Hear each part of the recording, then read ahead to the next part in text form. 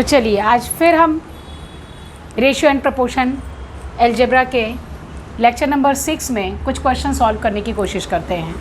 जैसा कि आप देख ही रहे हो कि यहाँ पर हमें कुछ फ्रैक्शन के इक्वल गिवन है और हमें कैलकुलेट करना है 11x, 17y एंड 20z, मतलब x, y और टर्म को सॉल्व करना है किसी दूसरे की वैल्यू में।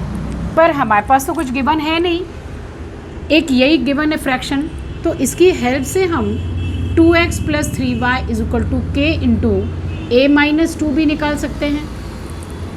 ऐसे ही आप 4y + 7z = k 3b - c निकाल सकते हैं and 6z + 5x = k 2c - 3a निकाल सकते हैं। अभी भी देखिए रास्ता तो कुछ नहीं दिख रहा है, पर हाँ हमारी रिक्वायरमेंट यहाँ 11x है, तो कुछ ऐसा कर सकते हैं, ऐड करके देखते हैं, शायद 11x आ जाए। यहाँ पर 5 और 2 है, मतलब 7x, तो अभी हमारे पास 11x तो नहीं आ रहा है। हाँ मतलब हमें 6 की रिक्वायरमेंट है। इसको अब एक काम करते हैं, इक्वेशन 1 ले लेते हैं, इक्वेशन 2 ले लेते हैं, इक्वेशन 3 ले लेते हैं। 1 को हम 3 से मल्टीप्लाई कर देते हैं, क्योंकि 3 2 = 6, 6 + 5 11। तो भाई जब हमने 3 से मल्टीप्लाई किया है तो पूरे को करना पड़ेगा। अब हम इक्वेशन 2 को 2 से मल्टीप्लाई कर देते हैं और इक्वेशन 3 को 1 से मल्टीप्लाई कर देते हैं और इन सभी को ऐड कर देते हैं। चलिए ऐड कर दिया जाए।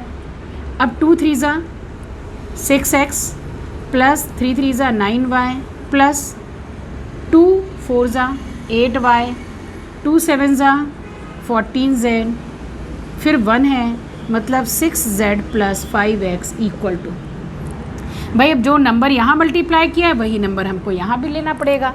तो ये हो जाएगा 3k a - 2b plus 2k 3b - c plus last वाले में 1 से मल्टीप्लिकेशन करना है, मतलब k 2c - 3a। चलिए देखते हैं। 6 + 5 11x प्लस 9y + 8, 9 + 8 17y, देखिए आपकी रिक्वायरमेंट में आ गया।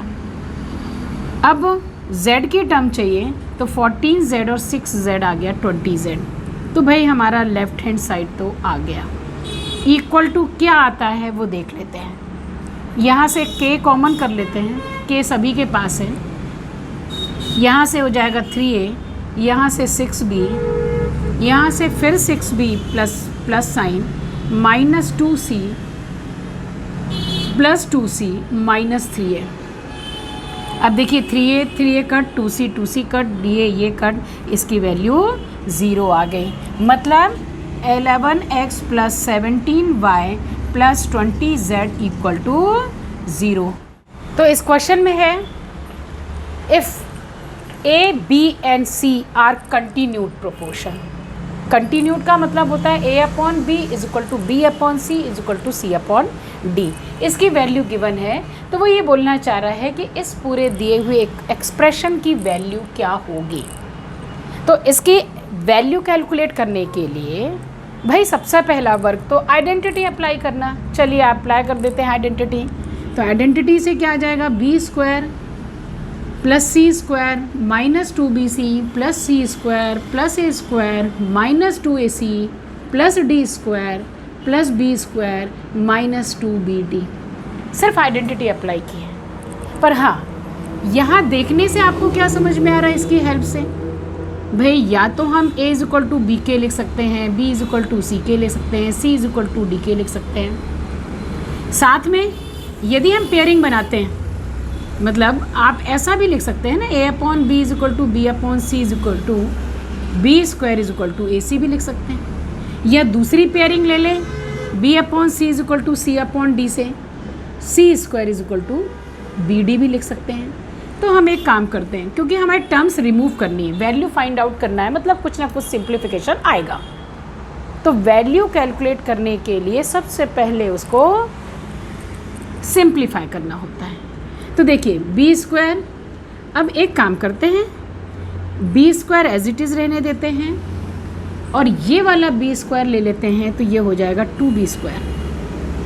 और AC की वैल्यू b स्क्वायर है, मतलब इस वाले टर्म में हम -2b स्क्वायर लिख सकते हैं। मतलब आपकी एक टर्म ये हो गई, एक टर्म ये फिनिश, एक टर्म ये फिनिश। ओके, आगे देखते हैं। c स्क्वायर और c स्क्वायर 2c स्क्वायर हो गया, मतलब ये भी टर्म हो गई, ये भी टर्म हो गई। अब देखिए c स्क्वायर की प्लेस में क्या है bd, या bd की प्लेस में क्या c स्क्वायर, तो ये वाली टर्म देखिए लास्ट में ये हो जाएगा 2c स्क्वायर। बचे हुए टर्म्स क्या हैं, एक तो ये बचा, दूसरा a स्क्वायर बचा, तीसरा d स्क्वायर बचा। यहाँ पर ये सब फिनिश।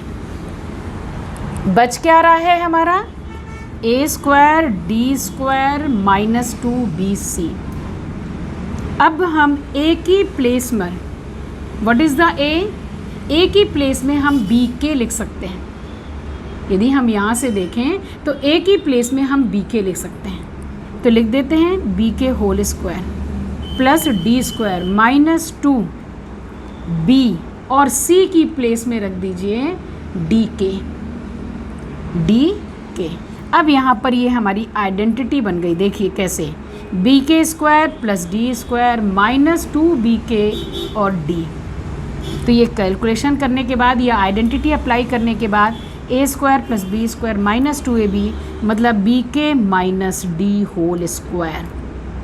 अब वैल्यूज़ रख देते हैं। What is the k is equal to a/b। अब हमने a/b ही क्यों सिलेक्ट किया, क्योंकि b है, ऑटोमेटिक कट हो जाएगा, -d whole square, b and b cut, इसका सिंप्लीफिकेशन आंसर आ जाएगा a - d square. This is the correct